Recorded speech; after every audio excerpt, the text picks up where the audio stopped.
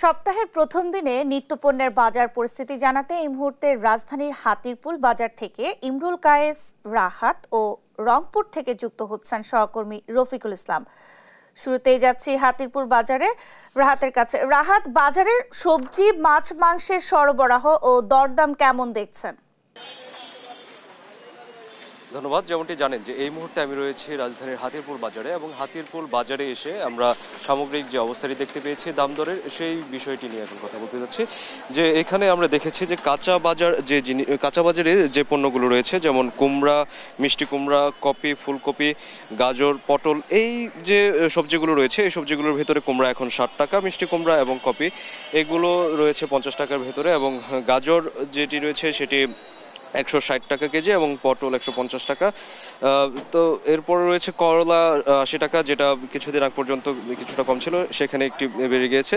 অন্যদিকে যেটি রয়েছে চিচিঙ্গা, সেটি 50 টাকা, ঝিঙা যেটি রয়েছে সেটি 80 টাকা, এবং বেগুনের দামটা একটু কমেছে, যেটি গত সপ্তাহে আমরা দেখেছি 90 টাকা, সেটি এখন 80 টাকায় বিক্রি হচ্ছে। অন্যদিকে লাউ বা কুমড়া যেটি, সেটি 60 টাকায় বিক্রি হচ্ছে, যদিও কুমড়াটি এখানে কেজি দরে বিক্রি করা হচ্ছে, এবং লাউ যেটি সেটি প্রতি পিস বা প্রতিটি হিসেবে বিক্রি করা হচ্ছে। অন্যদিকে কাঁচামরিচ গত সপ্তাহের তুলনায় এখন বেশ কিছুটা বেড়ে গিয়েছে। যেখানে গত সপ্তাহে কাঁচামরিচের দাম ছিল 240 টাকা, সেখানে এখন কাঁচামরিচের দাম 300 টাকা, এবং ডিমের ক্ষেত্রে আমরা দেখেছি যে দাম কিছুটা স্থিতিশীল, আগের মতোই রয়ে গিয়েছে। যেমন এখনও ডিম 150 টাকা ডজন হিসেবে বিক্রি হচ্ছে। অন্যদিকে ইলিশ মাছের দাম কেজি প্রতি কমেছে বেশ কিছুটা। আগে যেখানে 2000 বা 2200 টাকা ছিল, সেগুলো এখন 200 থেকে 300 টাকা, এবং 1700 টাকা পর্যন্ত আমরা দেখেছি ইলিশ মাছ বিক্রি হচ্ছে। সেগুলো তাদের ওজনের উপর, বা অনেক সময় ইলিশ দেখা যাচ্ছে পোদ্দার বা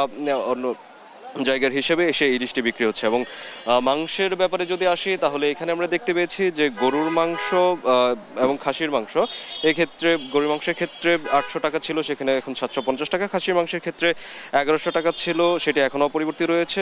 মুরগির ক্ষেত্রে আমরা দেখেছি যে যেটি 180 টাকা ছিল, সেটা এখন 170 টাকা বা এরকম রয়েছে। তো এই যে বাজার পরিস্থিতি আমরা দেখলাম, এখানে মোটামুটি একটি ব্যাপার দেখা যাচ্ছে যে বাজারের যে সামগ্রিক অবস্থা সেটি মোটামুটি একই রকম রয়ে গিয়েছে গত সপ্তাহের সাথে সাথে। কিন্তু এখানে যারা বাজারে দোকানদার রয়েছেন বা ব্যবসায়ীরা আছেন, তারা কিন্তু বলছেন যে এই সপ্তাহে হয়তোবা বাজারে অন্যান্য জিনিসপত্রের দাম কিছুটা বেড়ে যেতে পারে, এবং কাঁচামরিচ যেহেতু ভারত থেকে আসছে, তো ভারত থেকে আমদানি একটু কম হওয়ার কারণে হয়তোবা কাঁচামরিচের দামটা অনেক বেশি বেড়ে যাচ্ছে। তো হাতিরপুল যে বাজার আছে, সেই বাজার থেকে এই ছিল দাম দরের আমার কাছে সর্বশেষ অবস্থা। এখন আমরা চলে যাব আমাদের সহকর্মী রফিকের কাছে, যিনি রংপুরে আছেন।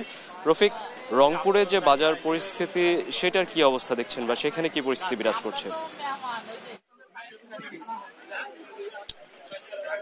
যে আমি এই মুহূর্তে রয়েছি রংপুর সিটি বাজার, যেটি আগে পুরনো পৌর বাজার বলা হয়ে থাকে। আমি জানাতে চাই যে গত যে ছাত্র আন্দোলন, কোটা সংস্কার আন্দোলন, সেই কোটা সংস্কার আন্দোলনকে ঘিরে যে সারা দেশে কারফিউ জারি হয়েছিল, এই সময়টাতে কিছুদিন প্রত্যেকটি পণ্যের দাম বা নিত্য পণ্যের দাম কিছুটা কমেছিল। কিন্তু যখন 5ই জানুয়ারির 5ই যে অর্থাৎ এই যে আগস্ট, সে আগস্টের পরেই কিছু আবার সেই পণ্যের দাম কিন্তু স্বাভাবিক হতে শুরু করেছে। অর্থাৎ যে ঊর্ধ্বমুখী যে বাজার, সেই বাজার ঊর্ধ্বমুখী রয়েছে। আমরা এই মুহূর্তে রয়েছে রংপুরের চিটি বাজারে।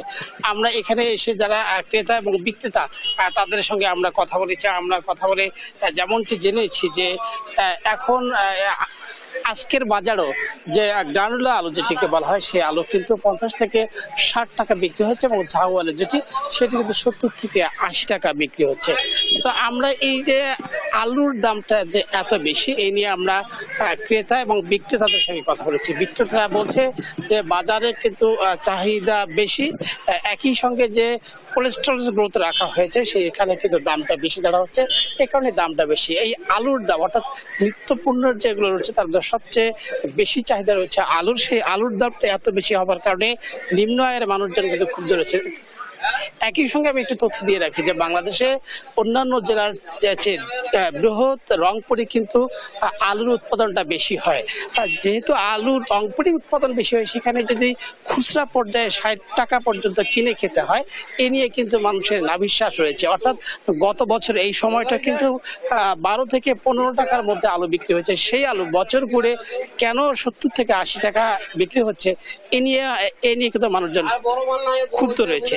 একই সঙ্গে আমি যদি বলি যে এখানে আরেকটি বিষয় বলে যাচ্ছে যে বেগুন, আজকের বাজারে বেগুন কিন্তু বিক্রি হচ্ছে ৪০ থেকে ৬০ টাকা, ঢেঁড়স বিক্রি হচ্ছে ৩৬ থেকে ৪০ টাকা, বরবটি ৬০ থেকে ৮৫ টাকা বিক্রি হচ্ছে। একই সঙ্গে আমরা মাছ মাংসের বাজারও গিয়েছি, সেখানে আমরা খোঁজ নিয়েছি যে গরুর মাংস আজকের বাজারে ৭২০ টাকা বিক্রি হচ্ছে এবং খাসির মাংস বিক্রি হচ্ছে ৯৫০ থেকে ৮০ টাকা। অর্থাৎ বাজার মনিটরিং এর যে বিষয়, সেই বাজার মনিটরিং করা গেলে হয়তো কিছুটা এই যে নিত্যপণ্যের যে ঊর্ধ্বমুখী বাজার, সেটি কিন্তু কিছুটা হলেও কমে আসবে। অর্থাৎ এখানে যারা ক্রেতা আছেন তারা বলছেন যে এই যে প্রতিদিনই বাজারের যে নিত্যপণ্যের যে দাম বাড়ছে, সেটি কোনোভাবেই নিয়ন্ত্রণ করা যাচ্ছে না। তো তাদের দাবি হচ্ছে নিয়মিত বাজার যেন মনিটরিং করা হয়, তাহলে অর্থাৎ নিম্ন আয়ের মানুষজন যারা আছে তারা হয়তো কিছুটা পণ্য কিনতে পারবে। তো এই ছিল রংপুর থেকে আমরা বাজারের সর্বশেষ খবর।